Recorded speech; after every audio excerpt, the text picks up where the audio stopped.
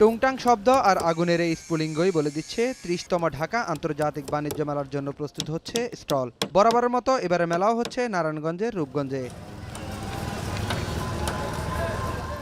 শেষ সময় নির্মাণ কাজ সম্পন্ন করতে দিন-রাত কাজ করে যাচ্ছেন কারিগররা। ব্যবসায়ীদের আশা, স্টল প্রস্তুত হলে প্রথম দিন থেকেই পুরোদমে বেচাকেনা শুরু হবে। আমাদের প্রায় 80% কাজ ডান। আর সর্বোচ্চ আমাদের কালকে বা সকালের মধ্যে উদ্বোধনের আগে আমরা হ্যান্ডওভার দিয়ে চলে যাব। বর্তমানে 70% কাজ, ডেকোরেশনের কাজ কমপ্লিট। এখন আমরা শুধু মাল ডিসপ্লে করব। যারা মিস্ত্রি আছে তারা করে দিয়ে গেছে, এদের এখন নিজেদের কাজ নিজেরা এসে ডিসপ্লে করতে হবে, গুছাইতে হবে।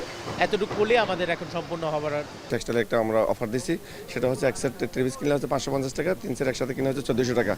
ইপিবির তথ্য বলছে এবছর ছোট বড় মিলিয়ে থাকছে 350-এরও বেশি স্টল ও প্যাভিলিয়ন।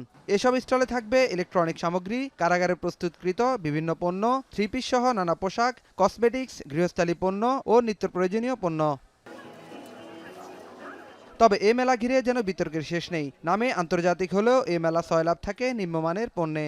যেসব পণ্য গুলিস্তানের ফুটপাত কিংবা রাজধানী চকবাজারে সহজেই মেলে, সেসব পণ্যের অধিকাংশই পাওয়া যায় এখানে, যা বিক্রিতে থাকে নানা অফারের ফাঁদও।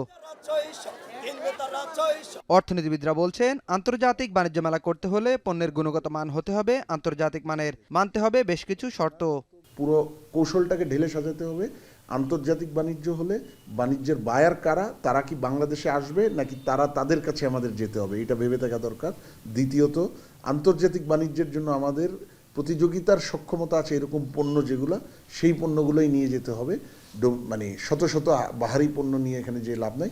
তৃতীয়ত, B2Bর উপর মূল ফোকাস করতে হবে।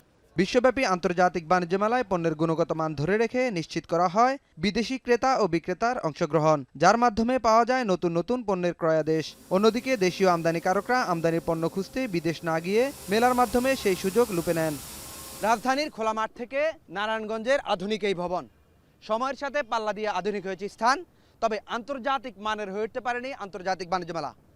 প্রতি বছর লোকাল পণ্যে সয়লাভ হয় এই মেলা, তবে অন্তর্বর্তী সরকারের এই সংস্কারের মৌসুমে আন্তর্জাতিক হয়ে উঠবে আন্তর্জাতিক মেলা, এমনটাই প্রত্যাশা সাধারণ মানুষের। নারায়ণগঞ্জের রূপগঞ্জ থেকে নাঈম কামাল, এখন।